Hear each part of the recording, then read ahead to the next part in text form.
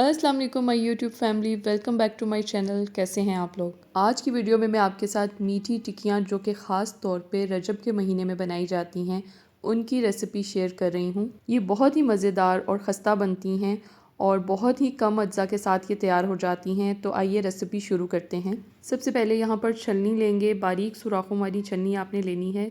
इसमें हम 2 कप मैदा डालेंगे और इसे छान लेंगे। छानना बहुत ज़रूरी है ताकि अगर कोई लम्स वगैरह हैं मैदे में तो वो निकल जाएं। अज्जा को मेजर करने के लिए हमेशा मेजरिंग कप्स का इस्तेमाल किया करें ताकि आपकी रेसिपी परफेक्ट बन सके। और जिन लोगों के पास मेजरिंग कप्स नहीं हैं वो मेरे चैनल पे वीडियो देख सकते हैं, how to measure 1 cup without measuring cups. इस वीडियो का लिंक भी मैं आई बटन में दे दूंगी।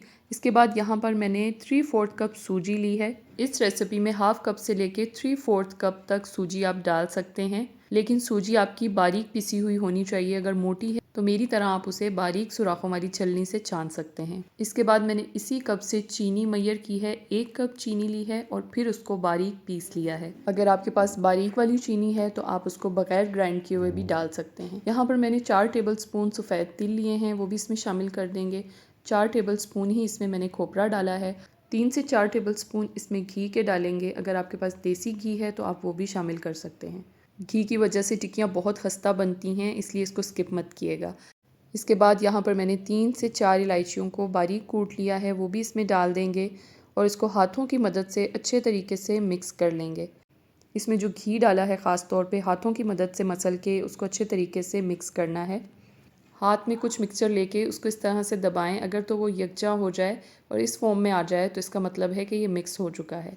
इसके बाद यहाँ मैंने आधा कप नीम गर्म दूध लिया है। इसको आपने नीम गर्म दूध से ही गूंदना है ताकि इसमें जो सूजी है वो अच्छे से फूल जाए। थोड़ा थोड़ा करके दूध डालते जाएंगे और इसे गूंदते जाएंगे।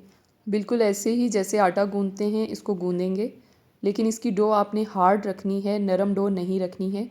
थोड़ी सी हार्ड डो रखनी है इसकी। ये देखें, आप इसको इस तरह हाथ की मदद से चेक कर लें। अब इसको हम ढक के रख देंगे और तकरीबन 2 से 3 घंटे के लिए रखेंगे। मैंने इसको गूंद के ओवरनाइट रख दिया था।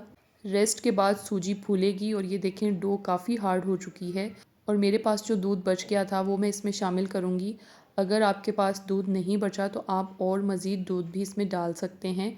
अब इस स्टेज पे इसको मज़ीद गूंदेंगे कि ये मुलायम हो जाए, लेकिन डो आपकी हार्ड ही रहेगी।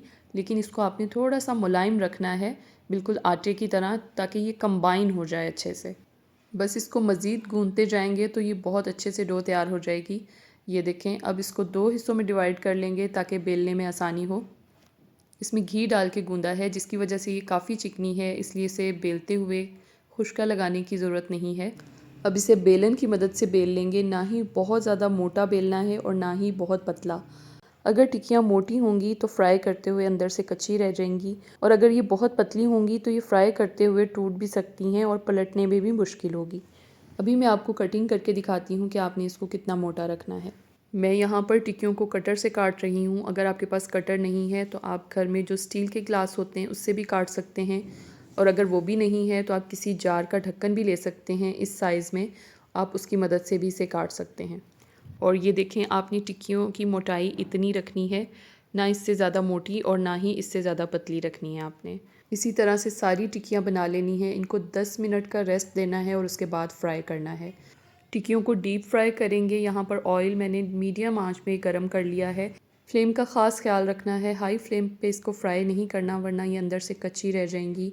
और अगर आप फ्लेम लो रखेंगे तो ये टूटना शुरू हो जाएंगी और फैल जाएंगी। इनको पलटते हुए भी ख़ास ख्याल रखना है। ये बिल्कुल सॉफ्ट हो चुकी होती हैं और ज़रा सा चम्मच लगने से ये टूट जाती हैं, इसलिए बहुत एहतियात के साथ इन्हें आपने पलटना है।